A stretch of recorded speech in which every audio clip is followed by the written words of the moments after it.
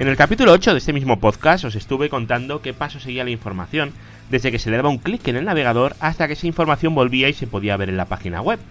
Pero fue una explicación muy rapidita y por encima para dar una idea global. Hoy vamos a empezar con eso y vamos a ir paso a paso.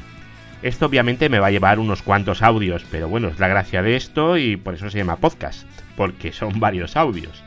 Pero bueno, así que vamos a empezar a explicar el funcionamiento de DNS. Hoy toca DNS. Por cierto, mi nombre es Eduardo y esto es eduardocollado.com. Bienvenidos.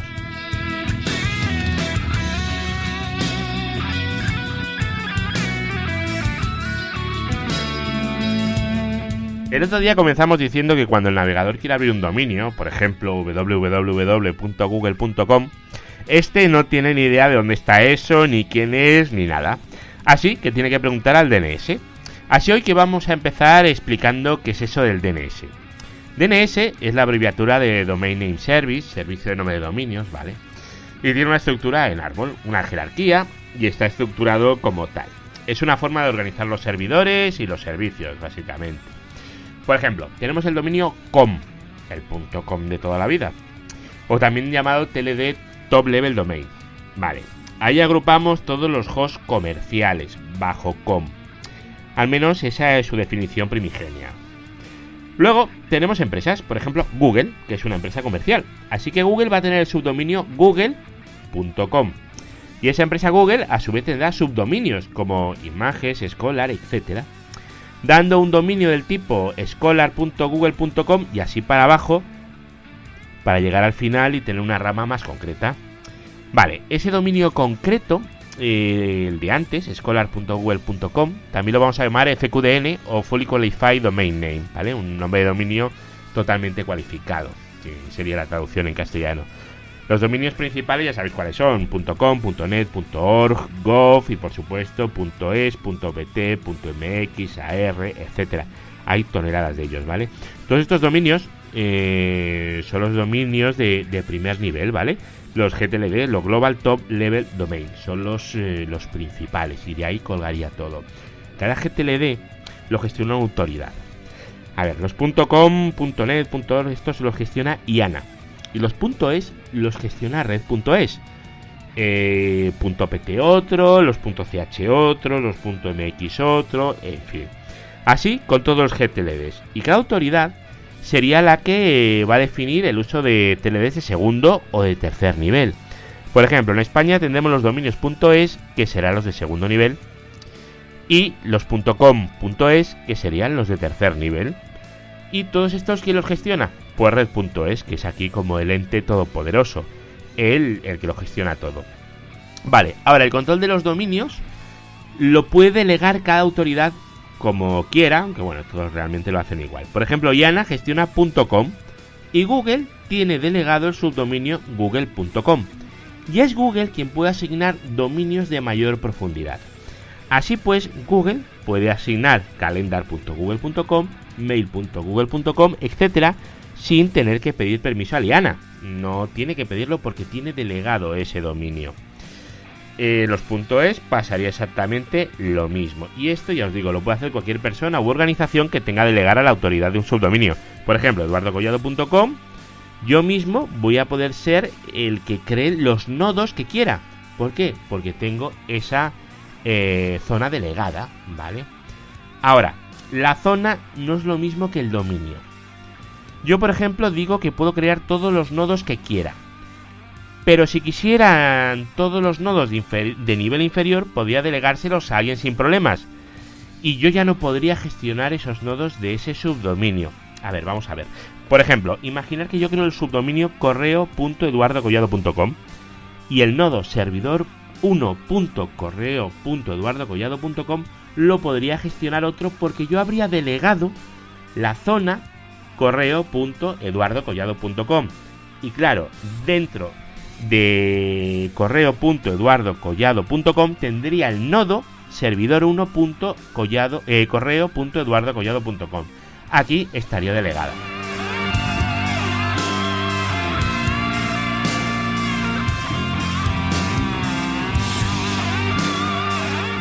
Vale, ya sabemos lo que es un dominio y lo que es una zona, pero todavía no tenemos ni idea ni sabemos cómo conseguir una dirección IP a partir del nombre de dominio. A ver, es lo que vamos a poner en nuestro navegador. En nuestro navegador ponemos el nombre de dominio y lo que queremos es la IP para que seamos capaces de preguntarle al servidor de destino. El funcionamiento, a muy grandes rasgos, consiste en enterarse quién lleva el dominio y preguntarle a él. Algo que es lo que haríais en la vida normal. A ver, ¿quién es el jefe de esto? Tal, venga, quiero hablar con él. Bueno, pues tiene cierta lógica. Y es como vamos a ver cómo funciona ese proceso. Vamos a ver, lo primero que va a hacer nuestro ordenador cuando el usuario quiera visitar www.google.com es preguntarle al DNS local. Este DNS local lo va a tener definido o a mano o lo puede haber aprendido por el DHCP. Entonces le va a preguntar por www.google.com y lo normal es que nuestro DNS no reconozca www.google.com como una de las zonas en las que tiene autoridad, es decir, de las zonas que gestiona. Pero sí va a saber preguntar por com y va a ir haciendo peticiones recursivas para después preguntar quién es google.com y luego resolver a www.google.com. Al final, ¿qué es lo que vamos a obtener? Vamos a obtener la dirección IP del host www.google.com y ese se va a almacenar en la caché, donde se borrará al finalizar el TTL, el time to live del dominio, que es el tiempo que le vamos a definir.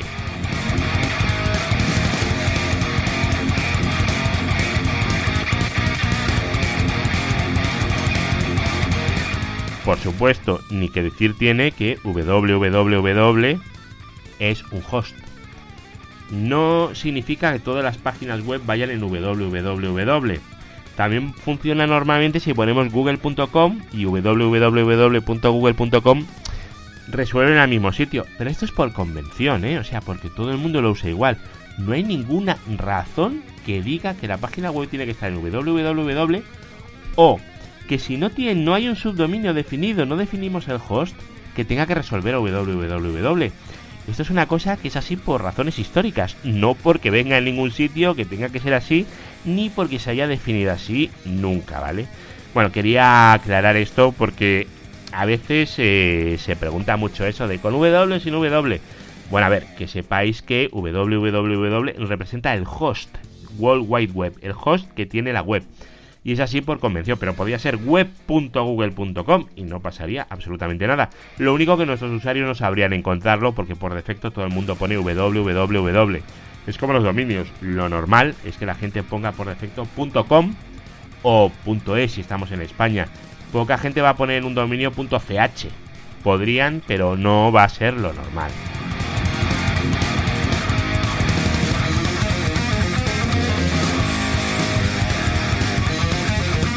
Ahora vamos a ver cómo configurar una zona DNS que tengamos delegada. Esto lo podéis hacer en vuestros servidores de DNS, como puede ser un Bind 9 o en el panel de NeoDigit, que es mucho más fácil, ¿vale? Al final va a hacer lo mismo, otra cosa es cómo tratéis vosotros. A ver, lo primero es entender que DNS no está solo para darnos direcciones IP, ¿vale? También nos puede dar otro tipo de informaciones, como campos de texto para cualquier cosa que queramos. Voy a contaros los tipos de entrada DNS que hay, ¿vale? Porque hay unos cuantos tipos que son los genéricos y están definidas. La más fácil es la entrada de tipo A, de la letra A. Las entradas de tipo A son las que nos dan una IP. Por ejemplo, xyz.eduardocollado.com quiero que apunte a la IP 1.2.3.4. En ese caso, vamos a utilizar una entrada de tipo A, porque estamos redirigiendo ese host a una dirección IP. Vale, otro tipo de entrada que tenemos es AAAA, 4 As. Esto es lo mismo que una entrada de tipo A, pero para IPv6.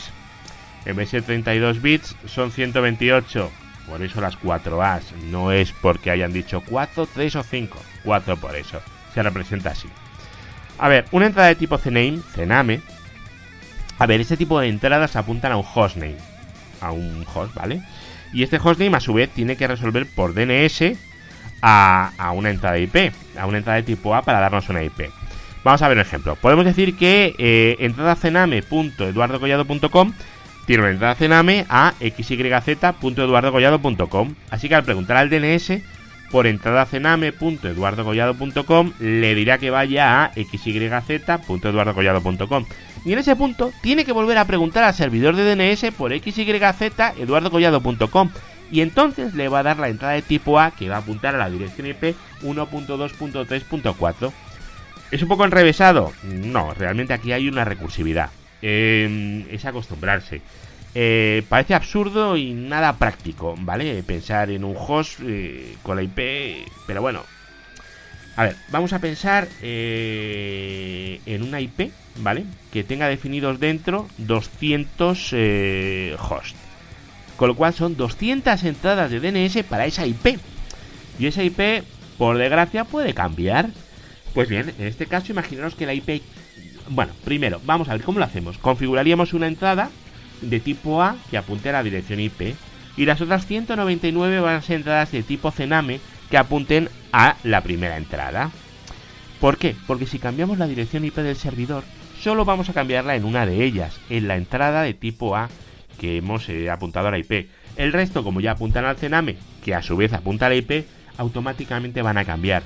Es simplemente por comodidad, mucho más fácil, ¿vale? Luego, las entradas CNAME tenéis que tener en cuenta que tiene una restricción, que no es posible apuntar a la entrada canónica. Es decir, a eduardocollado.com no se le puede asignar una entrada CNAME, siempre tiene que ser una entrada de tipo A. Vale. Las entradas MX MX viene de Mail Exchanger, intercambiador de correo, ¿vale? Estas entradas lo que indican es el host donde se recibe el correo.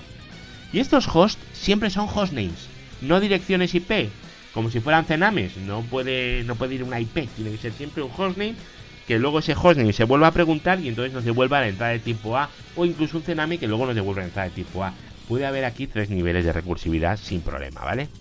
En cuanto a los MX, tenéis que saber que cada dominio puede tener varias entradas MX, porque puede recibir los correos en varios frontales. Y a cada MX, a cada entrada MX le vamos a asignar un peso. ¿Para qué? Para priorizar los servidores en los que van a ir entrando. En Neodigit, por ejemplo, ¿cómo lo hacemos? Ponemos siempre 2 frontales con 2 entradas MX y a ambos frontales les vamos a dar la misma prioridad. ¿Para qué? Para balancear el servicio. Es como lo hacemos por defecto, ¿vale? Ahora, las entradas NS, ¿vale? No MX, NS. Hemos cambiado, nos van a indicar los servidores de NS del dominio. Y estas entradas deberían de coincidir con los name servers que vamos a poner en el juice del dominio. Cuando hagamos un juice del dominio nos va a devolver unos name servers, unos servidores de nombres. Estos son los que van a ir aquí en la entrada NS, la entrada name server. Ahora, la entrada SPF, Sender Policy Framework. Estas entradas lo que hacen es ofrecer una protección, ya que indican a los servidores de correo que servidores de correo pueden enviar correos desde el dominio en cuestión. A ver, por ejemplo, si mando correos desde eduardocollado.com, los tengo que mandar siempre desde los servidores autorizados en la lista de mi SPF. Es decir, si yo mando un correo desde eduardocollado.com, pero lo mando desde un servidor que está en Francia, pues no va a llegar, porque esa dirección IP no la tengo metida dentro de mi SPF. A ver, un SPF puede ser del tipo de V igual a SPF1, MX, PTR, el burruñito de la ñ y un all. Muy bien, genial, no nos hemos quedado con nada, perfecto. Vamos a ver qué es esto. Ponemos V igual a SPF1. V nos va a indicar la versión usada de SPF, en este caso la 1. MX, si ponemos MX, autorizamos a las máquinas que tengan la IP de los registros MX. Perfecto. PTR, si ponemos PTR, lo que hacemos es autorizar a las máquinas que estén en el mismo dominio. Eso también sirve. Y el burruñito all significa que vamos a desautorizar a las máquinas que no encajen en lo autorizado explícitamente. A ver, esto según os lo vayáis viendo, que sepáis que las entradas SPF tienen este formato, ¿vale? Es simplemente un formato que lo que hace es limitar quién puede enviar correo y quién no puede enviar correo. A ver, Aquí tenemos que decir que hay servicios antiguos como los Plex que pues realmente hasta la versión 12 es así. Ahora es una versión nueva que realmente no la he mirado, no sé si soportan DSPF o no, pero hasta la 12 no lo soportaban, si no recuerdo mal, ¿vale? Lo digo de memoria. Y entonces, ¿qué es lo que se hacía? Se utilizaban entradas TXT, porque había servicios de DNS que no soportaban SPF. Vale, pues en la entrada TXT introducías la información del SPF. Funciona exactamente igual. Lo suyo es meterlo en una entrada SPF, porque para eso está, ¿vale? El Sender Policy Framework. Pero si no, lo puedes meter en una entrada de texto, una entrada TXT. No pasa nada, ¿vale?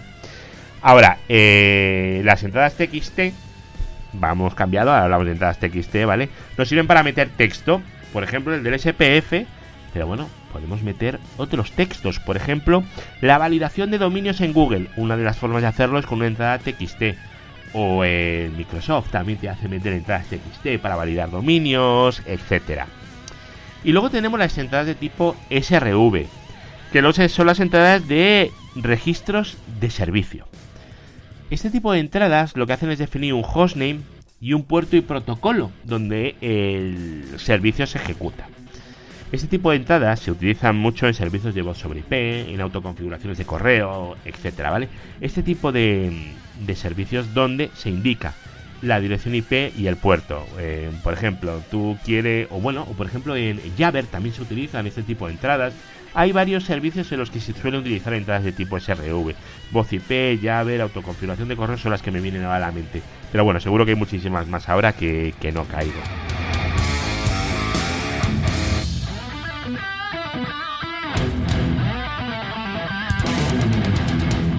Y ya solo nos quedaría contar qué es eso del SOA y el TTL. A ver, para empezar, el SOA, el Start of Authority, es un tipo de entrada en el cual vamos a definir, cuidado, porque aquí mucha gente se confunde. Vamos a definir el DNS principal para el dominio, luego el email del administrador, pero claro, en este tipo de entradas no podemos poner una arroba. Con lo cual, si queremos poner admin@dominio.com, vamos a poner admin.dominio.com. Y luego va a ir el número de serie, que es autoincremental cada vez que hay un cambio, para que los demás servidores de DNS, cuando hablen con el nuestro, sepan que realmente ha habido una actualización. A ver, en el SOA tener cuidado porque hay mucha confusión. Hay mucha gente que se cree que el SOA te define los dos servidores de DNS. Eso no es verdad, solo define uno de ellos y el email del administrador. Por ejemplo, un dominio que sea ns1.google.com, no sé si existe, ¿vale? Y luego te viene en el SOA admin.google.com.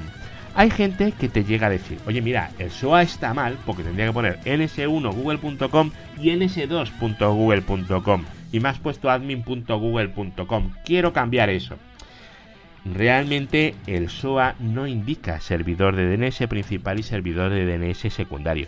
Lo que indica es la dirección de correo del administrador. Esto grabároslo a fuego y comentarlo a toda la gente que conozcáis, porque es uno de los errores más comunes de DNS que os vais a poder encontrar. Y además lo hace mucha gente que supuestamente debería de saber bastante de DNS, No es un error de principiantes, no, es un error que muchísima gente tiene y no sé exactamente por qué. Se les ha quedado grabado y no son capaces de deshacerse de ese error. Y luego el TTL, cada entrada tiene TTLs y en el SOA definimos el TTL genérico para todo el dominio. Y lo que indica es el tiempo de vida, es decir, el tiempo en el que esas entradas de DNS pueden permanecer en la caché de otras entradas de DNS. Voy a ver si consigo explicarme. Si queréis entrar en eduardocollado.com y yo le he puesto un TTL de 2 horas, significa que vuestro servidor de DNS lo va a guardar en caché durante 2 horas. Durante 2 horas, si vosotros volvéis a abrir en la web eduardocollado.com, no va a preguntar a otro DNS porque ya lo va a tener en caché. Ahora, si estamos migrando una web de un sitio a otro, en ese momento nos puede interesar bajar el TTL a 1 minuto, que es básicamente como desactivar la caché. Porque yo estoy recibiendo correos en un servidor y en el momento que hago el cambio de servidor quiero que entren automáticamente en el nuevo. Lo que hago es definir un TTL de 1 minuto para que cuando me mandan correos y en cuanto ha cambiado el servidor, al cabo de 1 minuto ya los está mandando al otro servidor. 1 minuto es el tiempo máximo. Es solo para aquellos que tengan en caché esa entrada de DNS. Bueno, sobre todo quedaros con lo del SOA, porque de verdad que yo no entiendo por qué hay tantísima gente que esto no lo tiene claro.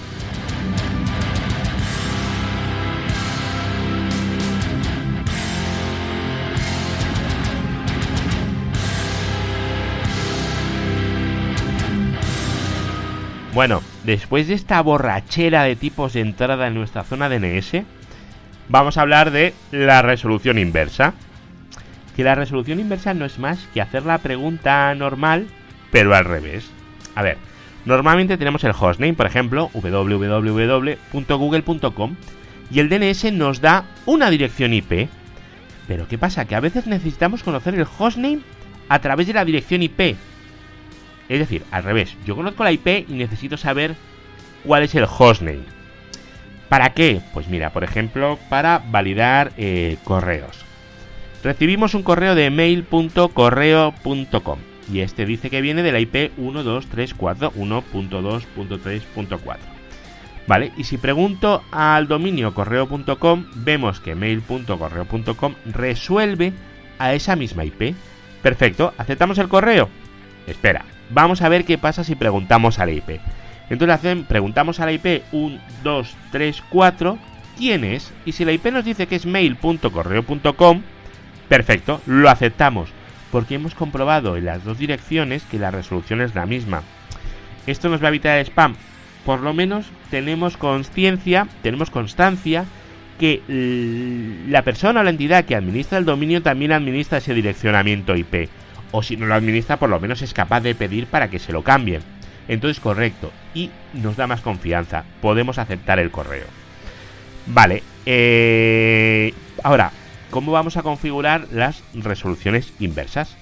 Nosotros le hemos puesto mail.correo.com a esa dirección IP, pero por defecto algo tienen que tener. Por defecto, las direcciones vienen en el dominio in-addr.arpa. Ni .com ni .net, no, .arpa. El ARPANET, aquel de hace muchos años. No sé si lo habéis oído alguna vez, supongo que sí. Entonces, esas direcciones se van agregando subdominios, y esos subdominios se van delegándose, ¿vale? De forma inversa a la IP.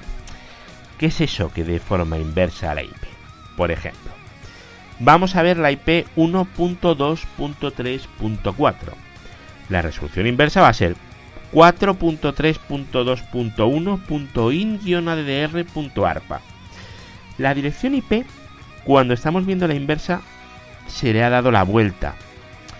¿Por qué? Porque yo quiero ir delegando de la parte menos importante a la más importante o más grande. En los dominios, la parte menos importante es la de la izquierda, que son los subdominios. Pero sin embargo, en una dirección IP, la parte menos importante es la de la derecha. Así que para hacer compatible el esquema de direccionamiento IP con el esquema de DNS, lo que tenemos que hacer es darle la vuelta a los 4 octetos que componen una dirección IPv4. Y de esa forma, al tratarlo con el DNS, podemos desplegarlo hacia abajo siguiendo un árbol, exactamente igual que los dominios. Esa es la razón por la cual las resoluciones inversas van al revés. Es por pura lógica de funcionamiento de DNS. Por supuesto, no lo he dicho, pero a ver, para consultar la resolución inversa podemos hacerlo con el comando dig-x y luego la dirección IP. Probarlo y vais a ver muchas que tienen nombres de dominios, y seguramente encontréis algunas que directamente ponga addr.arpa. Cuando pone eso, significa que no tiene resolución inversa, ¿vale? Porque es la resolución inversa que viene por defecto. Eso y no tener es exactamente lo mismo.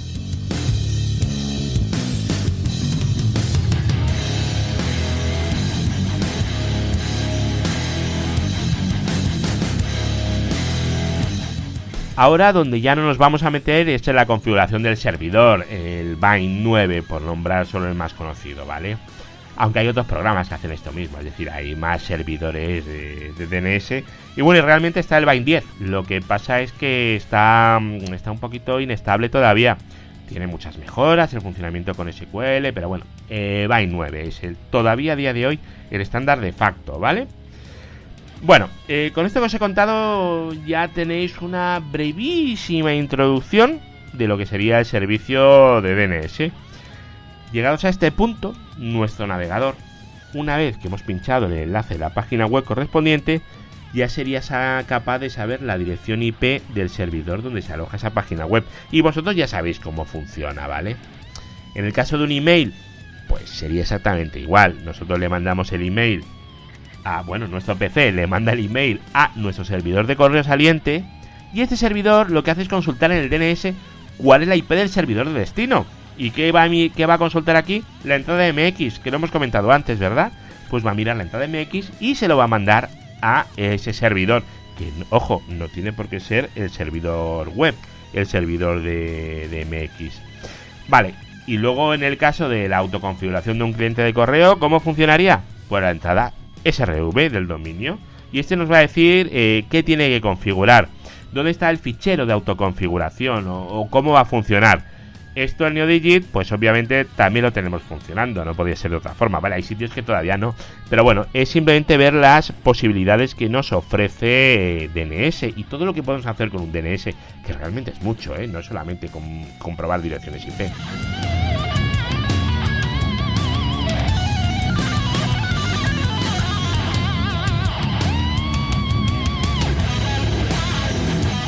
Estupendo, ya hemos dicho que ya sabemos a qué dirección IP tenemos que dirigirnos para conseguir el contenido de la página web. Ahora, para llegar a ese servidor, lo primero que tenemos que hacer es saber a quién tenemos que enviarle el tráfico, el paquete. Y lo vamos a hacer por defecto a nuestra puerta de enlace, que lo normal va a ser que sea el router de nuestra red local. Para saber cómo llegar al router de la red local, pues vamos a utilizar un protocolo llamado ARP.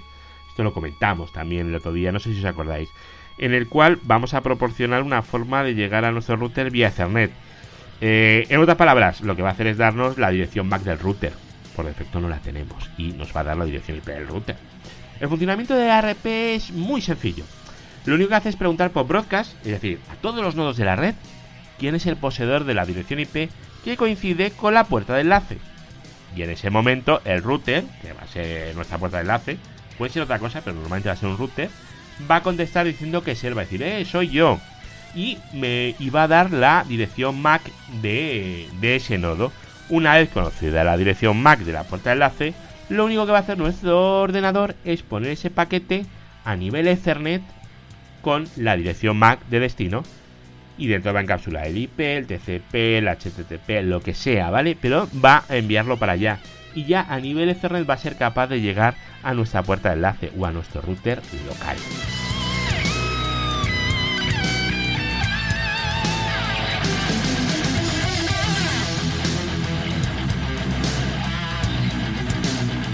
Bueno, esto ha sido todo por hoy. Hoy hemos hablado un poquito de DNS y una pequeña pincelada de ARP, que bueno, para entender cómo funciona no es necesario más. Recordad que os podéis suscribir en eduardocollado.com o en iTunes o en iVoox o en un montonazo de sitios que hay por ahí. También podéis puntuar el podcast, esto es en iVoox y en iTunes. Podéis recomendárselo a todos vuestros amigos, lo cual estaría estupendo. Cuantos más amigos mejor.